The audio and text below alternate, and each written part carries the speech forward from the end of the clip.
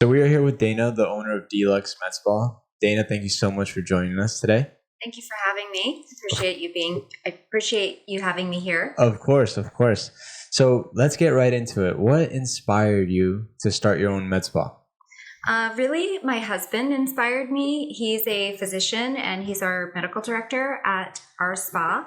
And he saw that I was going to be busy with patients and he said, why don't you do your own thing? And I was really nervous, but I took a leap of faith. Awesome. And what services does your med spa offer? And are there specific treatments your med spa specializes in? Yes, we specialize in injectables and laser services. So injectable fillers, Botox, Dysport, wrinkle relaxers, and also biostimulators, which are things like Sculptra, which stimulate your own body to produce its own collagen.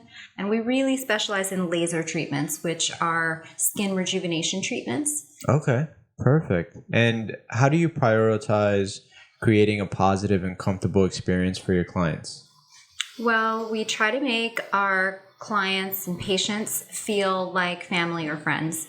So we treat them just like we would our mother or a sister. We offer, as far as comfort goes, we offer numbing cream, ice. We have a little vibration device that we use during treatments. We have little stress balls that they can squeeze. And we also have Pronox, which is a combination of oxygen and nitrogen that they can breathe in that makes them feel just a little relaxed for a few minutes. Okay, perfect. And where are you guys located? We're on the corner of Naples Boulevard and Pine Ridge Road, so just around the corner from you guys, actually. Okay, nice. And how do you stay current with the latest trends and advancements in the med spa industry? So I am a trainer for Galderma and also Cyton lasers. So I go to a lot of trainings for the company to learn the most advanced techniques. A lot of times I'll get to try products before they even come to market. I also have made training a priority in my practice. So I train other injectors who can come and shadow me and train with me for a day and to find latest techniques. Like last year I went to London for a week to train internationally. And this year in the fall, I'm going to do Amsterdam and London again. Wow. Sometimes in Europe, they get some newer products before it even hits the States. So it's nice to kind of really stay ahead of the curve. Yeah, that's very cool. That's very cool. And what have been some of the most significant challenges you faced as a med spa business owner, and how did you overcome them? So I think the biggest challenge is learning to be a manager of a team and learning how to lead your team positively. And I feel a little bit like responsible for my employees. So learning that skill. When I was in PA school, I didn't learn how to be a business owner. So that has been something that I strive to really work on and learn how to be a better leader. Right. And as a business owner, you have to delegate, right? Yes. How has that process been? As a self-proclaimed OCD sort of micromanager, which is great with injectables and lasers, when it comes to your employees, it can be a little challenging. Right. So, I work hard on it. Right. I read books. Brene Brown, Dare to Lead is one of my favorite books. And Dan Sullivan has a book called Who Not How. So really reading leadership books and learning how to, teaching myself these skills has been something that has been a challenge. Right. And what are the most rewarding aspects of running your own med spa? I would say the relationships with my patients are the most rewarding. I have patients that I've been seeing for, almost 10 years, and they really are some of my best friends. And they seem like family when they come in. I can't wait to catch up and see how their kids are and their grandchildren, and if they've been to a wedding, what they're doing over Christmas. And they are I am invested emotionally in their happiness and well-being, and I just want to give them a positive experience. Right. So the med spa industry is booming right now, especially I feel a lot in the Southwest Florida area.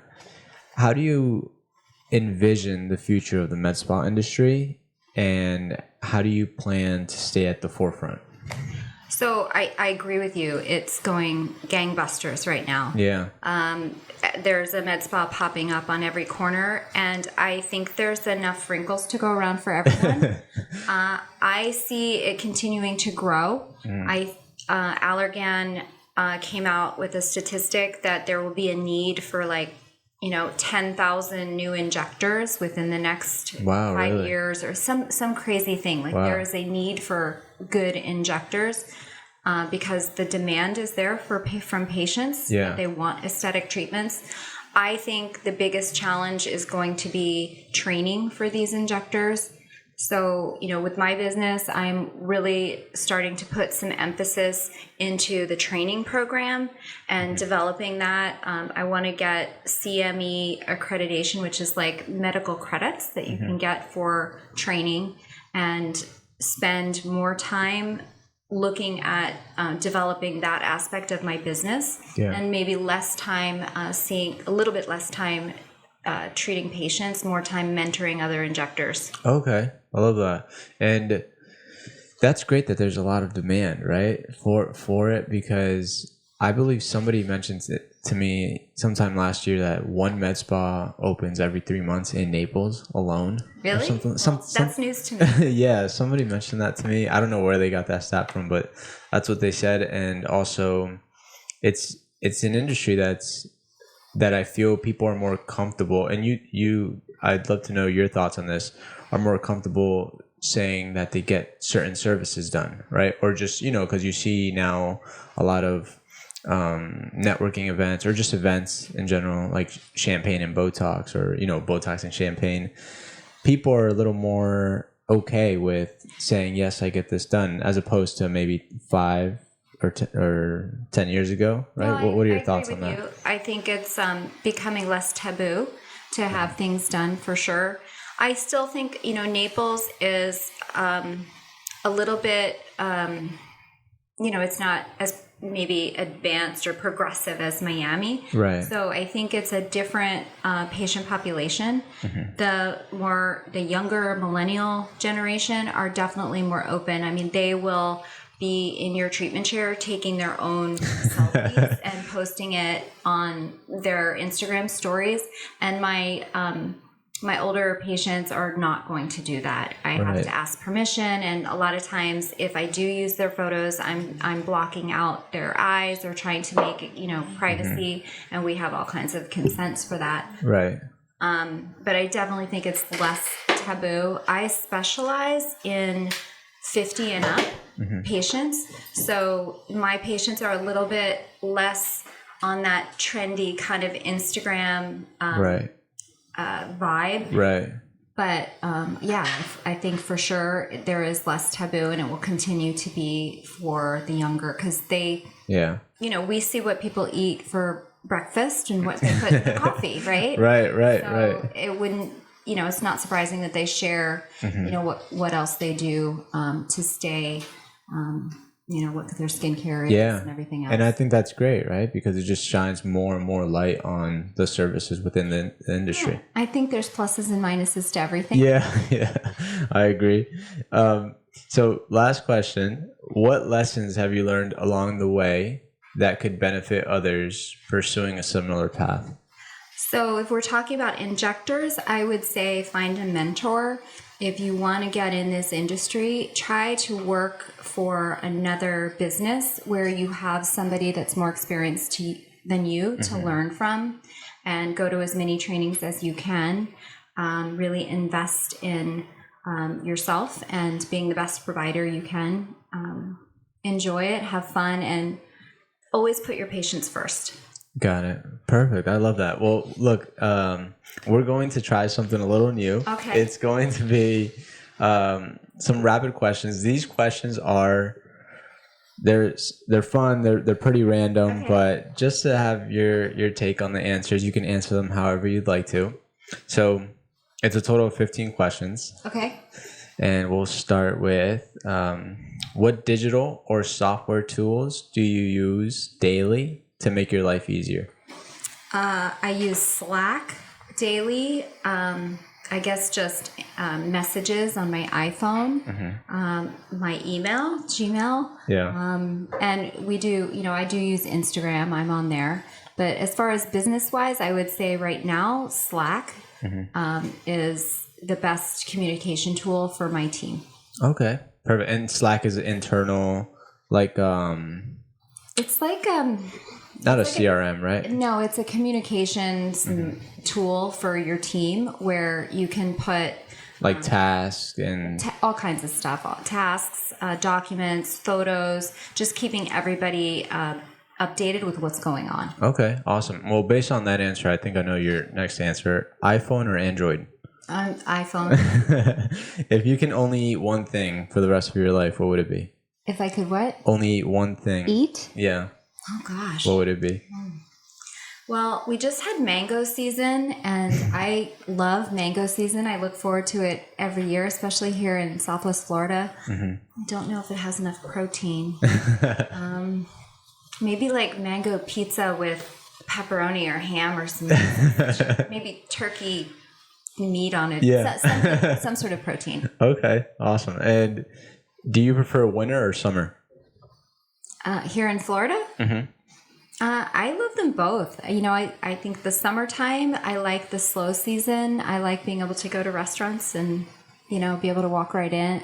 And I love the weather in the winter, of course. Yeah. Because it's just beautiful every day. Right. What is your favorite holiday? My favorite holiday would be... that's a tough question. Oh, my gosh. I would say probably Thanksgiving. Thanksgiving? Yeah, just because it's not about gifts. It's just about sharing with family.